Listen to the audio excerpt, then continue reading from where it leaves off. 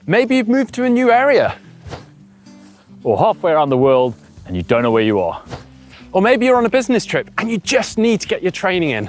Or maybe you've head to a race early and you still need to get some big, decent sessions in before the big day.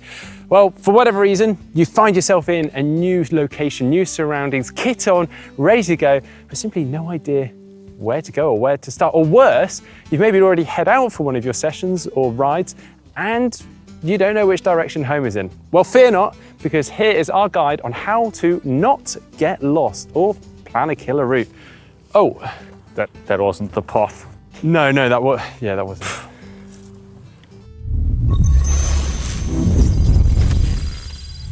If you've been in that situation in a new location or a new country and couldn't find your way around, don't worry, we've all been there. Well, maybe not there where you're lost now, but we've all been in that situation. I've certainly been in that situation. In fact, in Thailand a few years ago, we went out for a 130k ride, made one wrong turn and it ended up being 230 kilometers, 40-degree heat, ran out of food, ran out of water, ran out of money. We nearly didn't make it. We did make it, but only just. Well, in fairness to you, James, back when you were lost, your options are fairly limited. Nowadays, there is a whole industry built around plotting, planning, mapping, and tracking routes. And honestly, there's more apps than I can name. You've probably even come across a number of them, maybe even used some of them yourself. Yeah, and if you're into geeking out and all that data, then maybe those apps are for you. And you got to figure out the user interface, figure out how to use them all. Great. If you don't have time for that, our first tip, and it's our top tip, reach out to the locals. All right, this seems like an obvious one, really. I mean, when you arrive in a new location and perhaps you have a run or a ride plan the next morning, it'd be all too easy to just jump on Google, have a quick scan around Google Maps, and then head out and kind of hope for the best. But I can tell you from experience, what you saw on Google Street View or on Google Maps can often look very different in the real world, particularly if it hasn't been updated for a few years. Or that phone that was working so well in your hotel room can almost become a bit of a glorified paperweight as it suddenly just decides it's not going to work when you're out en route.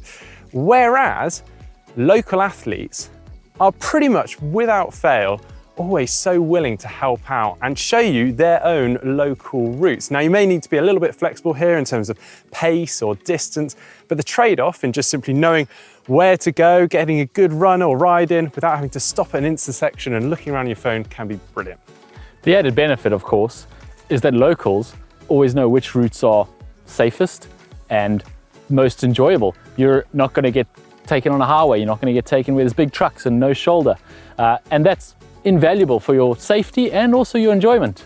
So reach out on social media, Facebook or Google, and find your local run clubs, cycle clubs in your area, and you'll be surprised at the enthusiasm of your response when you ask for some directions. The next tip is the ever so practical but pretty boring out and back.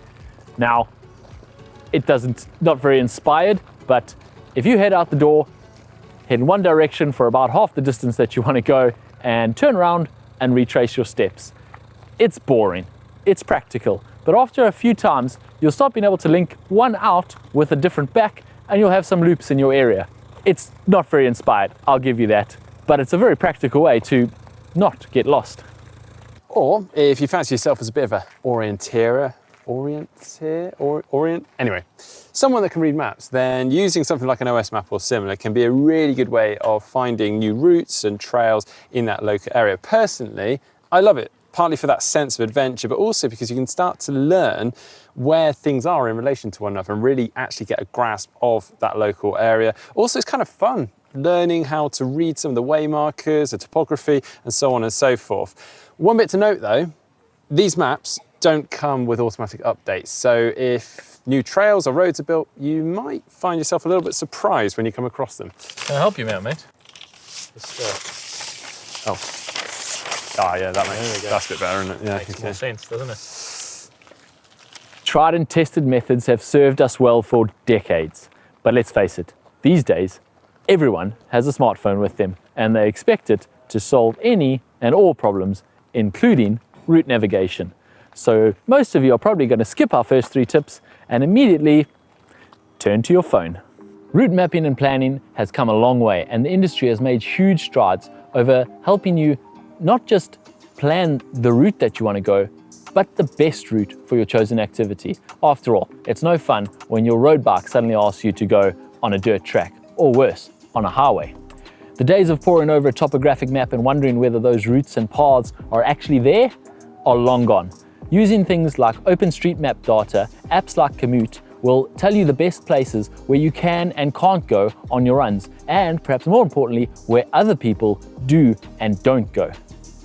From experience, I'd say it's not foolproof. I've been directed through 10-foot hedges and through head-high nettles, but on balance, it's pretty accurate.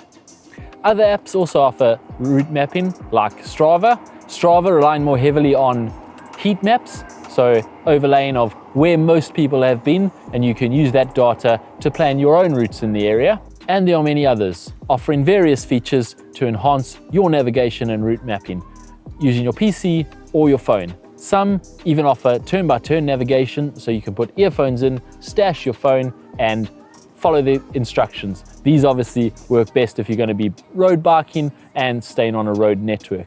But if, like me, you haven't quite yet come around to the idea of running with your phone, or at least having it in sight, then a good technological solution would be to use powerful apps like Komoot or Strava linked with powerful fitness devices like your watch or bike head unit that offer GPX navigation. You may actually have devices like this already, but not yet use that navigation functionality. So you can continue to use those devices, but with a bit of learning, you can stop simply tracking your workouts and actually allowing these devices to lead you.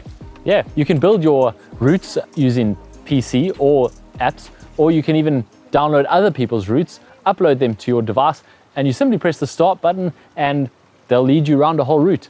It is quite simply the best way to not get lost.